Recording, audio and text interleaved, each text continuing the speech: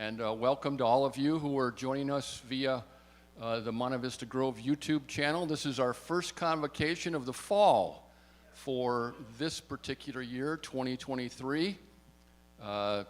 June feels like it's a long way in the rearview mirror since we finished in June. My name is Terry McGonigal. I have the privilege of working with a variety of other people to coordinate these events every Thursday. If you're a member of the Convocation Committee, would you please stand up?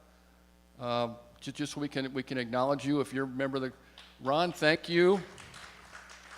And Nancy, thank you. Barb, thank you. Where's Bryce? Okay, come on, Bryce. You got to get on your feet. I mean, you know, you're sort of the... Thank you, Bryce. And then there are several others who are not here today. So we have a great lineup for the fall, some fascinating speakers who are going to help us think about the local area in which we live here in the Los Angeles region. We've got several great musical presentations lined up, and we're still working on some others.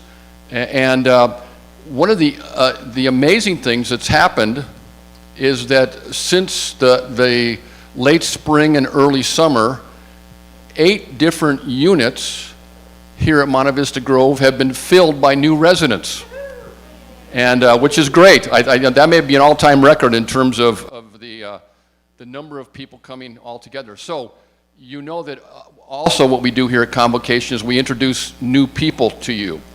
And so in order to accommodate these 8 units that have been filled by new residents, we've actually set aside 4 convocations spread out over the fall so you can meet these new folks. And we're going to start that process today and continue it next week.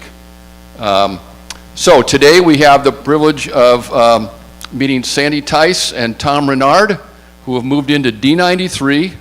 For those of you who know the units not by number but by names, that's Tom Wentz's place over on the far side, way over on the east side, over by El Nido. And then Patches Thomas has just joined us in the last week from Ohio. And Patches, you're in D84. We resided there for 4.5 months, so the place is precious to us and have fond memories, so we welcome you as well. And what we're going to do here today is just hear pieces of their stories, and then you'll get a chance to interact with them. And we look forward to not only this event, but all of what we have before us here in the fall of 2023. So please join me in prayer as we begin. Gracious God, this is a precious community in which we reside. And we are grateful for all of the people who serve us on a daily basis to make this place, the Grove, all that it can be. We think right now of the food service staff and dietary and all that they are having to do to accommodate these unusual circumstances of shutting down the kitchen, but still serving us with such grace and such quality. And we thank you for all the other people who provide for us on a daily basis. We're grateful for the new people who have come since the last time that we have gathered. And we look forward to not only getting to know them during this fall convocation series, but also experience the grace and the goodness of their presence in this community and all that they will contribute. So Lord, as we regather here in the fall, we are deeply grateful and our hearts are filled with gratitude. In Christ's name, amen. Sandy, Tom, Patches, why don't you come on up? For those of you who have been to these convocations before where we introduce new residents, we usually take about 10 or 15 minutes per person, and then a time of Q&A, and we'll kind of move through the hour together and so that we can hear from all of these folks. So we're going to start with Sandy and Tom.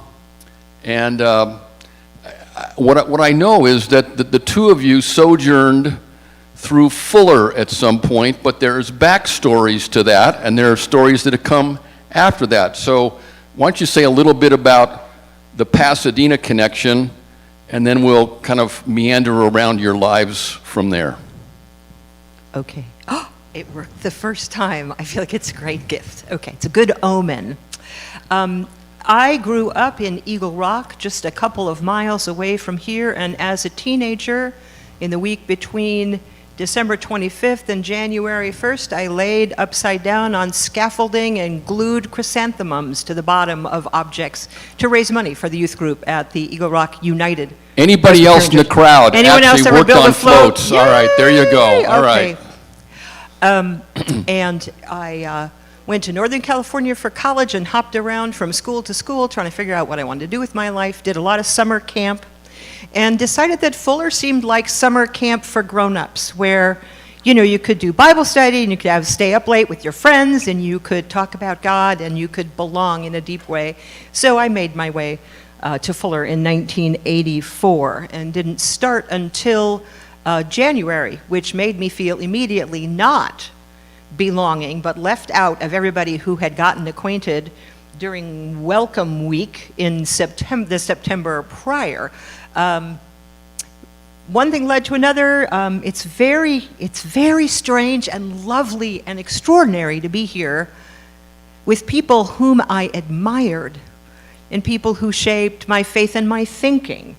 And to try not to call them Dr. Hagner and Dr. Pearson and Dr. Sattler, but to be in community with them in a different way decades later, be able to circle back around and remember things we said to one another ages and ages ago. Tom and I, being good at planning, started dating each other spring break 6 weeks before we graduated, and he had to decide whether he would return to New Jersey. We graduated in '87, and we have been in Southern California ever since, except on our vacations under redwood trees in Northern California. Is that fair? Now, Tom, I don't think you laid on your back gluing chrysanthemums onto floats. No. So tell us a little bit about your background along the way. I'm a Jersey, New York boy, raised in a conservative Baptist, that's a denomination, family, and went to Wheaton College on an ROTC scholarship. There were 4 of us. Are there any other Wheaton grads here? Are there any other Wheaton grads here? Some Wheaton grads, there we go. I didn't know, Barbara, you were, oh, Bev. Alumni Association gathering over here. No. Afterwards. We're not all that proud of it in some ways. Yeah. But I went to Wheaton because 4 cousins of mine had gone, and there were 4 of us going to Christian liberal arts colleges, and ROTC was a way to pay for it. So I majored in social sciences and was commissioned the same day I graduated, and went after 5 months at Fort Sill, Oklahoma, went to Wiesbaden, Germany for what turned out to be 3 years and 7 months, and serving with the United States Army Europe. Did you ever go skiing while you were there? And I went skiing while I was there, and there was a Fuller student, an Air Force Academy grad, and one other Fuller student down in Flims, Switzerland. And they told me about Fuller, and the thing that I most enjoyed at Wheaton was going to Japan to on something called the Student Missionary Project in the summer of '76. So I looked at Princeton, looked at Gordon Conwell, but Fuller had 9 or 12 tenure-track faculty members at the time in the School of World Mission. And so I came to Fuller to pursue that. But my 3rd year at Fuller, I needed to explore this, and I had just become a Presbyterian through Knox Presbyterian. Who was the pastor? Well, yeah, a guy named Karn Griffin and Marguerite Schuster will be coming in. So anyway, they sent me to Lesotho, Southern Africa, for a year with the Southern Church. At the time, we were in the midst of reuniting. And while there, I had kind of an epiphany, not kind of anything, an epiphany, that I'm a pastor, not a mission co-worker. So I came home and finished my last year at Fuller and couldn't get work for a while, substitute taught in Pasadena Unified, and then was called to the First Presbyterian Church of Granada Hills and was ordained by the Presbytery of San Fernando to the gospel ministry and served there for 5 years. Yeah. Is that a good start? Or? That's a great start. Now, the two of you have served a multitude of churches. And you don't need to trace every stop along the way unless you want to. It's up to you. But we better get some popcorn for the evening part two of that story. That would be cruel and unusual punishment. So tell us a little bit about some of the places you've been and where you've served. I will say 3 things, and then anyone who wants to ask me anything can ask me anything. When I graduated from seminary, I really thought that I wanted to do summer camping and retreat ministry for the rest of my life. That was a profoundly meaningful place and context for me in my 20s, and I participated actively in that every year of my life until about 2 years ago. But God is sneaky, and one thing leads to another, and you find yourself in places you didn't imagine. So for a while I did summer camping work. For 7 years, I raised our daughter. I stayed home and made cupcakes and Halloween costumes and that sort of thing, which I thought was terrific. I got trained as a spiritual director, meaning I really enjoy sitting with people and listening for what God might be up to in their lives and mine. And then one thing led to another, and much to my surprise, I got invited to apply for a position as a head of staff pastor, and I wasn't sure that was what I wanted to do. But as I said, God is sneaky, and so I spent the last 17 years at the First Presbyterian Church of San Bernardino as their pastor, head of staff. The city is about an hour away from here and also light years away from here in terms of the poverty and social need that exists. But I really experienced there that that's where Jesus said he would show up, where the need was great. And that was certainly my experience and my great privilege, and I miss them all the time. I retired July 1, so still pretty fresh, yeah? So that's my 3 chapters. There's camp, there's spiritual direction and mommy track, and then there's let's have fun being a head of staff. And wouldn't it be great to repair the roof? That's your spiritual gift. You didn't mention Carmel. Why? Tom would like me to mention that I was the associate pastor at a Presbyterian church in the city of Claremont, which is halfway between here and San Bernardino. And again, I was working with young people and taking kids to camp and doing retreat ministry, and so that felt sort of to me like a continuation of that. A very full life. Tom, on your side, how does all of that story intersect with yours in terms of your ministry experience? Yeah, we lived in 2 places, Claremont and San Bernardino. After associate pastor in Granada Hills, I directed field education at Fuller Seminary on a half-time basis, and then on a half-time basis served the Pasadena church, the San Marino church, and a little church, Community Presbyterian in El Monte. We had a mentor, retired pastor at that other place, Pilgrim Place, who said, hey, if you don't try working together now, when are you when will you know if that's what you want to do? So in 99, 2000, when Sandy was associate pastor at Claremont, I became the interim pastor at Claremont Church. And the presbytery said, we really want you to go to interim training. And two people that one is coming, but the other one has come recently with two people, Bob Cassell, who was the interim head of staff at Pasadena Presbyterian Church, and Charles Svensson. And Charles and I had bonded. He's a 74 grad of Wheaton, and he was serving the La Crescenta Presbyterian Church at the time as interim pastor. They recommended I go to the ecumenical rather than the Presbyterian interim training, and so for the next 23 years I was taught by the Interim Ministry Network. And Sandy and I tried working together. It didn't work out real well.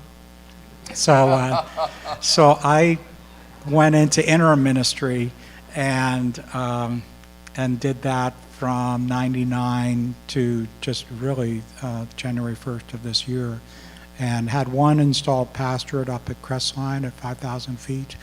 But and I was Bryce's successor at Presbytery of San Gabriel as interim exec of San Gabriel, and served probably, I haven't counted them, probably about a dozen churches in a variety of roles from 99 to 23, and also did a stint with Habitat for Humanity as executive director and recruited students for SFTS Southern California on an interim basis as well.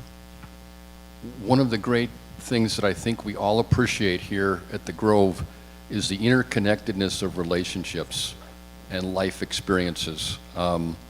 So your stories just remind us that there's this network that is wide and deep in terms of your life and experience with the people that are sitting right here in Marwick this afternoon. So thanks for your faithfulness in all this. Now, just some personal questions. Sandy, you're a pretty avid reader. Some of your favorite authors? Some of my favorite authors write children's books. Actually, what I have been obsessed with since the pandemic is reading all the works of Kate DiCamillo, who is a children's book author, because boy, I needed some consolation in those years. And she tells the truth and doesn't pretend to children that everything will turn out peachy, especially everyone gets a magic wand and everything turns out peachy. But she's extraordinary about talking about how grace can be found in moments of kindness in spite of impossible circumstances or heartbreak. So I've loved children's books. My mom was a children's librarian as well as a third grade teacher, and so I have had a long-standing love of children's books. I'm also a fan of Anne Lamott and Mary Oliver and Frederick Buechner and Christine Walters Paintner and other people who I'm forgetting. Yeah. Well, right now, Norm is my neighbor, Norm Thomas. Oh, there he is. And I read his book on unity and mission, and he mentioned the one I had to read for my DMIN studies, Transforming Mission, and that he knew David Bosch, the author. So I'm reading it again so I can read Norm's other book, well, he's got three, which is appreciating the two-thirds world authors that David Bosch didn't mention. David Bosch got his doctorate from Basel. And yeah, so reading that, just read Killers of the Flower Moon. I'm in a men's book club back in the Inland Empire, and an attorney chose the book, and I don't know why, but we discuss it on the 20th of and I'm kind of looking for a book club, and I've heard of one social justice book club, but I like fiction. So that, and let's see, that's it. Oh, Mas Sabino's autobiography was special. Really special, and I really enjoyed reading that a lot. Yeah. Well, one of the things we know here is if you want to get something done, you just up and do it. So either jump into existing book clubs. How many of you are in some kind of a reading group with either people here or off campus? So there's a few folks there that you can jump in with, or others, or go ahead and start one and invite the multitudes to join. You've only been here a very short time, and I know, you know, it wasn't easy uprooting from San Bernardino to come here. Say a little bit more about that process and some of the surprises since you've arrived. I think one of the great surprises since we arrived is what you just alluded to, the way our lives are knit together in a fabric of surprise and grace. As I look out at this community, I know more than half of you from one or another location. You were a woman in ministry, you were a teacher at seminary, you were an author of a book, you were my roommate, you were in my wedding, and it has been extraordinary to be, you were my presbytery exec, you and I were in the same presbytery together, and it's extraordinary to see how our lives are woven together by a kind of grace we didn't structure or orchestrate. It's just kind of lovely to belong to one another in that way. That's been the best surprise. It's been like, oh, that's amazing. Yeah. Been fun. Yeah, the people are the delight, and I've enjoyed that a lot.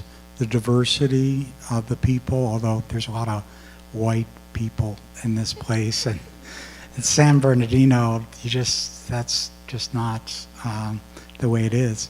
I've enjoyed the Wellness Center a lot. Pickleball on Wednesday morning.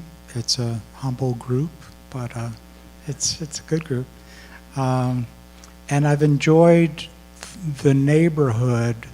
I try to walk 2 miles with Charlie, our dog, most mornings, and it's a good walking place with the coyotes. Yeah. Yeah. Watch out for the coyotes.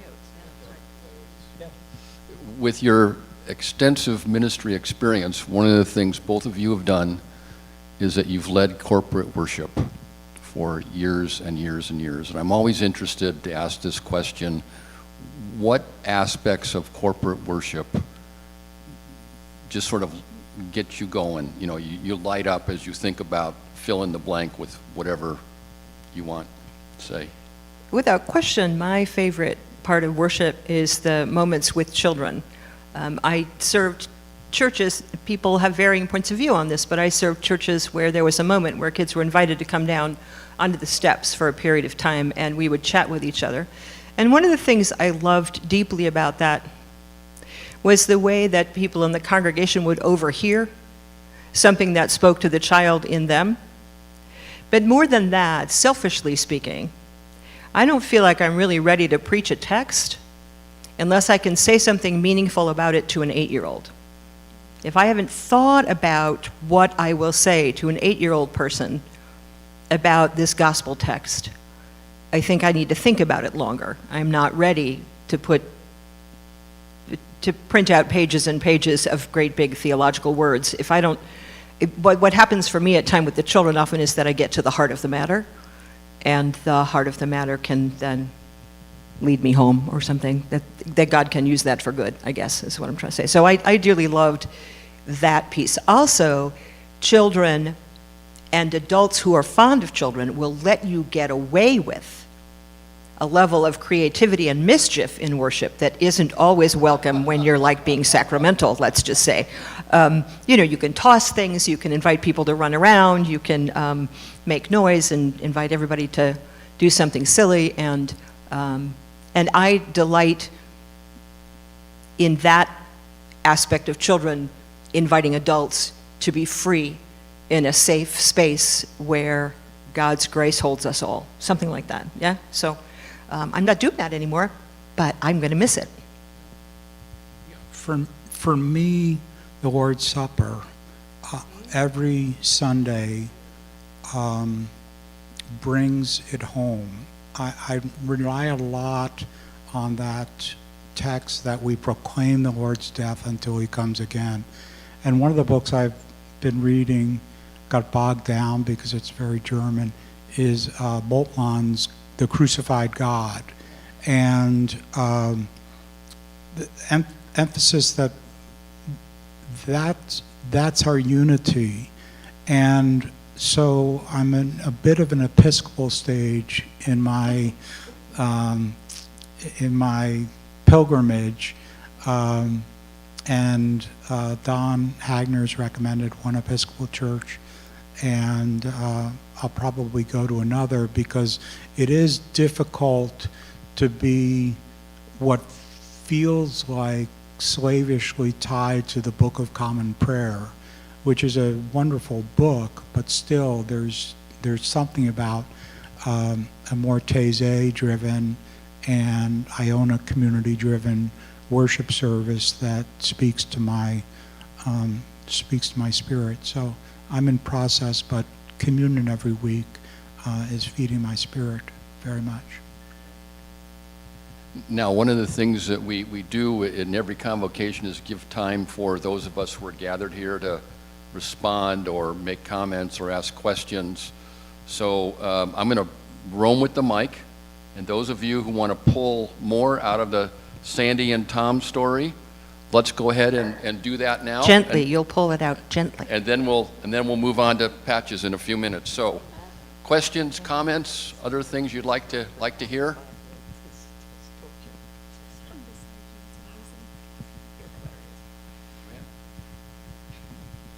Sandy and Tom, hi. I would like to know more about the romance. You met 6 weeks before you... Yeah. I think I have two things I can say about that, and you can say one. Is that okay? One is that someone asked us a year or two after we were married when we had actually met, and we both said we were in class together. And the person said, "Which class?" And I named one class, and he named another. And he said, "Well, I was in that class, but it was a discussion-oriented class, and you just missed me because I was reserved, and you were always sticking your hand in the air going, 'Pick me, I have something to say.'" And I said, "That is not true. We were in the other class together. I saw you first." And we agreed that we'd both been in each of those classes, but we couldn't remember what order we had taken those classes in what quarter, in what year. And somebody said, "Don't they have transcripts at Fuller? Can't you look that stuff up?" And I said, "Why would you want to? Why would you want someone to lose that argument?" I think the deal is, if I thought I spotted you first and was right and am winning, we want to preserve that thought process in my mind. And if you think you saw me first and you got a good deal, we do not want to disabuse you of that notion. We don't want to do that. I will say that when we were starting dating, he did say, "I think I might be a missionary and live alone in a foreign land, and so I won't need you." So there was that. Well, yeah, nothing much to say beyond that. Yeah, but we started dating, and then I stayed in Southern California while she was working for the Synod, and to see. That was romantic. Yeah, to see if. Worked at the bookstore, stuck around while I was Yeah, working. worked at the bookstore, worked in Pasadena Unified in school district, and yeah, we dated during that time. Thank you, and it looks like it worked. We do all right for ourselves, Joanne. Other questions, comments? I want to bear witness to Sandy's retreat and camping ministry that was so powerful in discipling and mentoring my daughter Joy. And it was a delight to work with Tom through the Southern California Presbyterian Seminary. Thank you, Karen.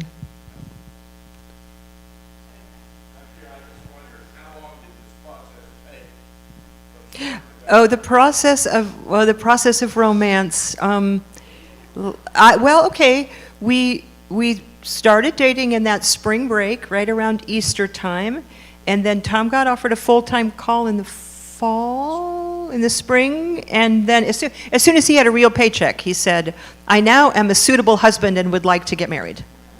So it was maybe a year, Charlie. I'm not 100% sure. Ish. Yeah, it didn't take an eternity, that's for sure. Yeah. And we're glad it didn't. Other questions, comments? Yeah. Suzette. Sandy, would you just mention about your loom that we're all excited about? All right, lovely Suzette. So one of the things I did before, I accidentally fell into full-time pastoral work, which takes up your entire life.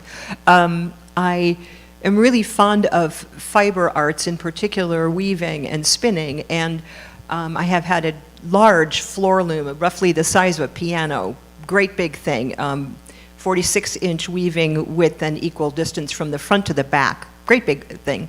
And I was planning to sell it on Craigslist, and then I felt I was getting it ready to sell, and I thought, I feel so sad that I haven't touched this thing in 15 years. I wish I had time to do that when I was retired. And then I thought, wait a minute. So I called the Grove and I talked to a couple of folks and said, would there be a place where this could live? I know it won't fit in my cottage, but is there a place where the loom could live? And then we could all take turns weaving stuff on it. And they said, sure. So it is now ensconced in the back of the art room, and I have spent an inordinate number of hours in the last few weeks underneath it, kind of like sticking chrysanthemums on the, we're returning to where we started here, but scrubbing off rust and oxidation and oiling the wood parts and retying up the treadles and like that. And so I'm hoping to warp it this week, and then we will, I'd be happy to show people how it works, and it'll be fun. But there's a great big large wooden object in the art room that we hope that will be put to good use in the days ahead. How's that, Suzette? Right on. Mas? Do you have a... Sandy, you speak very good Japanese. 私は交換学生でした。50年前、名古屋で住んでいました。Near your hometown. Yeah? I was an exchange student for a summer to Japan about 50 years ago.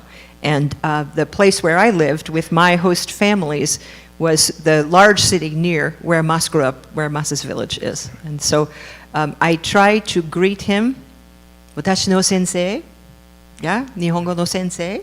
I try to greet my Japanese teacher every day, courteously, when I see him. And I am not very good, I'm afraid, but it's fun. You have not only gifts to work with children, but also you know how to communicate, even in Japanese. 素晴らしいですね。ありがとう。Anything else? Yeah, Barb? Yeah, Sandy, one of our neighbors where we lived before we moved here, also had a loom. It sounds like it's very much the same size. And she used to weave her dog's hair into various things. I wonder if Charlie has volunteered anything. No, Charlie has really short hair like a dachshund, so there's really nothing that you could, it's not fluffy enough to be like sheep wool that you could actually spin and weave. Yeah, But no, I do know that happens, but I've never done it. yeah, my neighbor had a golden retriever. Oh, perfection. And Tom, when were you in Lesotho? 85, 86 North American school year. and worked with the Lesotho Evangelical Church, and lived in Arondalo. My supervisor was an African pastor who was a British soldier in World War II, so he spoke very proper English. And I was in Laribe, and I know that the Matthews have been in Lesotho, so that was 11 months Yeah, during that. We school lived year. there the year 88, 89. So we missed you.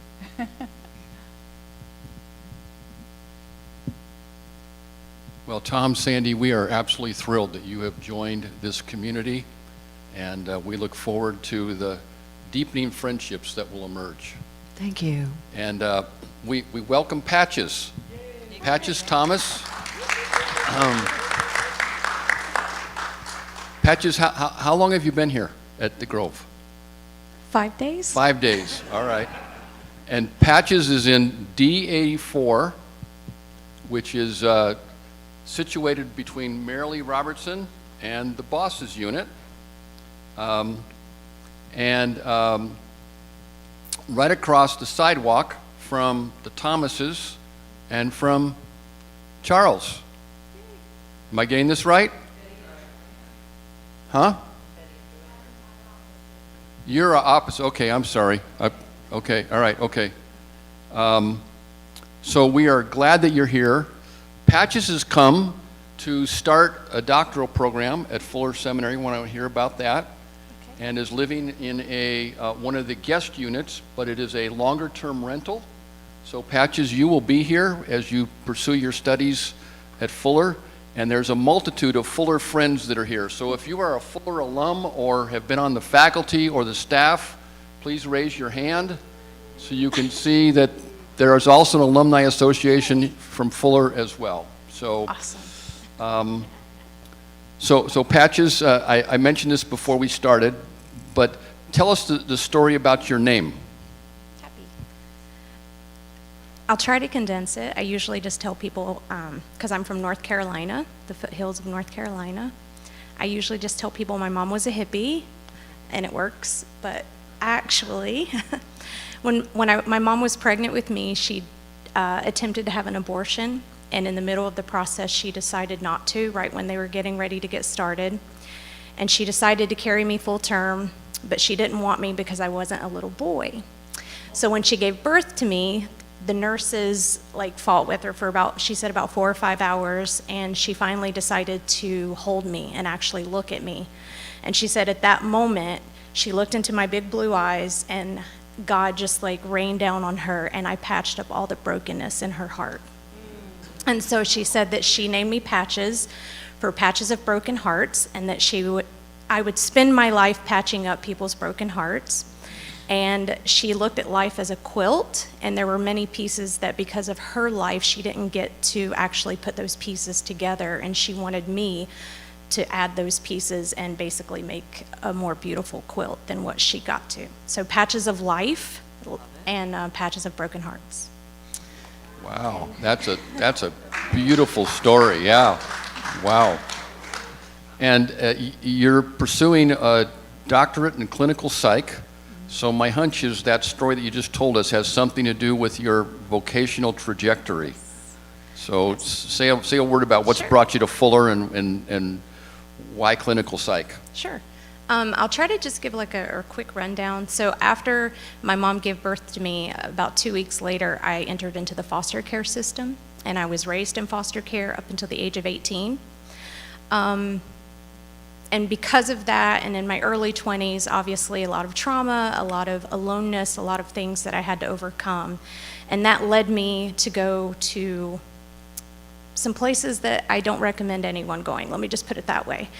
And at the age of 23, I came to know the Lord, and that began my life at Liberty University as a college student, which opened the door to missions and the world. And I've served in various capacities in ministry, in Fiji, in Rwanda, doing trauma recovery, etc. And basically, I started my journey after undergrad working in the criminal justice system. I did residential counseling for juveniles. I was a juvenile probation officer. And as time just passed, I realized, you know, instead of working with the kids, even though I really loved it, there were so many barriers that I wanted to start at the top. So maybe if I can help fix the parents will fix the kids. Instead of working up, I wanted to work down. And so my most recent job was as a felony probation officer for adults. And that's what I was doing in Columbus, Ohio before I came here. And working in that field, most of my, I guess my Christian ministry was in that realm, but most of my outside ministry through Ministries of Pastoral Care with Leanne Payne, I discovered inner healing, and I just realized that I had a greater passion to work with people in the realm of psychology. So I decided to go back to school because I got tired of being assaulted and wrestling people to the ground and taking them to prison. And as I got older, my little body, I was like, I can't do this anymore. I'm breaking. But I still wanted to work with people in the capacity of their minds and their hearts and their souls, and how best could I do that? So I went to Regent University to pursue my master's degree and graduated last year. And I decided, okay, that's not enough for me. I want to do my doctorate and do research. And make some of the criminal justice system make sense, where now it's so broken and there's so many issues. So I do also want to work internationally, and I don't really know what the Lord is doing. I'm kind of like stepping out in faith at this point in my life, coming all the way from Ohio here by myself. But I applied to doctoral school at Wheaton University, or Wheaton College and Fuller, and I got accepted to both, and I actually decided on Fuller because it's California. and they are accredited presently, and Wheaton is working on their PhD accreditation. But the integrative aspect that Fuller offers is what drew me here. It's already in the curriculum, and yeah, so that's why I'm here. I actually had a friend who connected me with Deborah, and had no intention of coming into this community, didn't know anything about it. And I just said, the cost of living in California is crazy. I'm poor. Do you have anything available or know anyone to make connections? And she said, yeah, I have a unit, sure. And she said, it's intergenerational living, it's a retirement community. I said, yes, please. I love that. And so I picked up 2 weeks ago, 4-day drive, and here I am. So, hi.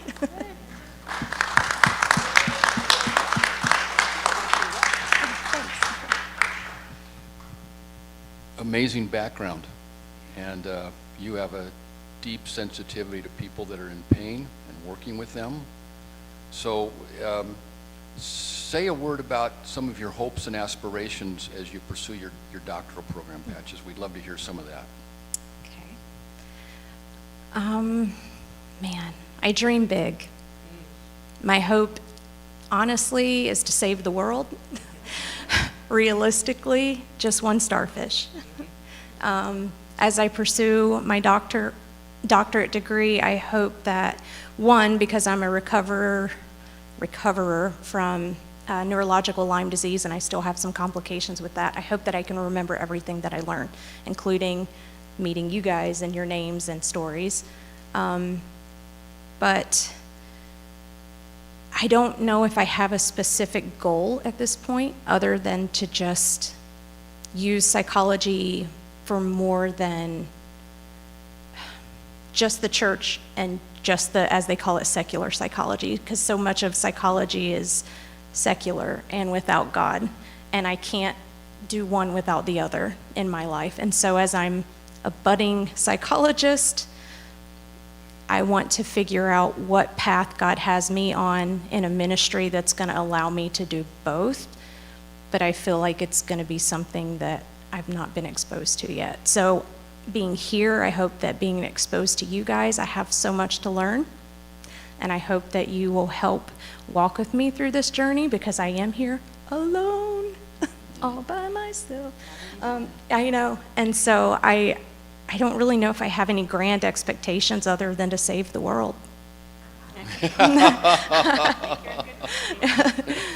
just make a difference, I guess. Yeah. Well, thank you. Deborah, I saw you coming up to the front. Do you want to say a word about this remarkable story of Patches being here? First, I just want to say hi in person. I haven't met you in person yet. It's so good to meet you. Thank you. You're welcome. We met over Zoom. This whole relationship started by a text from a CEO of Artesian Christian Homes. And she said, I don't know this person, but my mother knows her mother. And do you have any idea on where she could find housing? I said, well, let me just look into that. So we did the email thing, and then I said, I just need a Zoom call. And I fell in love with her. So I hope you do too. And welcome to Monte Vista Grove Homes. Thank and you. I hope that it's as nurturing and healing for you as it has been for me for 28 years. I just want to comment real quick that she was talking about everything being interwoven. So part of my story is that I was actually adopted, finally. God gave me a family, finally, in my early 30s. And that mom is the mom that knew the person that knew her. Because God knew long before that I needed to know her to come here. Wow. So, yeah. It all happens through relationships, right? Yeah. Relationships and Zoom. Yeah. Technology and the incarnational piece. So, questions, comments for Patches? Patches, I'd be interested in your experience from Liberty University and kind of how that's kind of in my mind one kind of world and how you're here now. Well, as a foster child, I was raised in various denominations, Presbyterian. The longest term was Episcopalian, but birth, it was like Baptist. So I've had non-denominational all over. My time at Liberty was a bubble, and as a new Christian, I learned a lot of Baptist-costal ways. Baptist-costal, great I term. called myself Baptist-costal for a while, but I would say now I identify as Anglican. I'm a part of the Anglican Church, but I did a lot of unlearning after my time at Liberty, but it was a blessing as well. So it's different, and I don't want to go back to that. But yeah, it was different. Yeah. I don't know how to. Other comments, questions for Patches? Anybody else? Well, we've only lived here a couple years. Oh, Peter? Yeah. It's not a question, but a comment. I left a note at your door, but now knowing what unit you're in, I understand why I never got a reply. So I leave another note in your correct unit. Thank you. So whoever received that note, could you please communicate with Peter afterwards? So, Suzette. Patches, I wonder if you can help us know how to welcome you in terms of interaction, or what might be helpful in terms of visiting, getting to know, leaving you alone to study, or anything real practical that you can think of that we can do. Thank you for asking that. I'm actually very introverted, but I'm also outgoing. So as far as studying, I think what I thought about doing is just putting up a thing on my door that if I can't be disturbed because I'm studying or something, you would know, and otherwise you're free to visit me anytime. I probably won't reach out as much as you might reach out to me, but no, it's not because I don't like you. It's just because it's not my spiritual gift. Evangelism is not my spiritual gift, so. One of the things you'll notice, especially when the fall quarter begins in a few weeks, is that we have a lot more free time as seniors than you will have as a student at Fuller. So we want to protect and guard your study time because we know how rigorous the program's going to be, and we want to support you in every way possible. And part of that means we have to honor the sign, "Do not disturb." There's a person who's not in the room right now, but I was present when this person retired. And this person tends to be a recluse. And so a number of us bought a welcome mat for this person, and on the welcome mat was inscribed, "Is this visit absolutely necessary?" So maybe we need to get one of those to protect you. Or we can borrow that because that person might have that welcome mat still. You can figure out maybe who that might be, but I'm not going to name any names. I would say welcome me. I would love to participate in maybe some of the writing classes or art classes. I would love to participate, but if you would give me the freedom to let it be at my leisure, that would be the most helpful. Absolutely. Yep. Was there Bruce? Regarding the place where you're living, in the last year, or a little more than a year, there have been some really wonderful people who have lived there. Two of them are myself and my wife Angie, and another two are Terry and Suzette, and we all made it. The other thing is that you have some exceptional partners on either side. Some two women, and they are just wonderful, wonderful greeters and wonderful people for you to ask questions, and will just be at your dispense if needed. So, thank you. Yeah, we want to cheer you every step of the way and support you in whatever way we can. So, don't you hesitate to say, "Gosh, it sure would be great if fill in the blank." Because like I said, we have lots of time among all of us. So I do want to clarify that I want to be here for the community as well, though. Yeah. So even though I am somewhat of a recluse, I would like to also participate, and if you have prayer needs or anything like that, don't leave me out. Because Sure. I love praying with people and just listening. And the number one thing you can do for me is just visit with me. Yeah. Just your Okay. time. All right, great. Well, this has been a delightful beginning to our Convocation series for the fall. So can we please express our thanks to Patches and Sandy and Tom. Can we go sit down now? Like, can we run away now? You can go away now, yeah, if you want, yeah. And as I mentioned at the beginning, you know, we're in this unusual time because of the work that's being done in the kitchen, and the food service staff is providing marvelous service for us. But thank you to a member of the committee, Barb, who pursued the possibility that on Thursday evenings after Convocation, a dinner meal would be available. So for those of us who are in independent living and want to go participate in an evening meal, please feel free to do that. As always, just give the wait staff your name so that can be charged to your monthly allocation for your meals.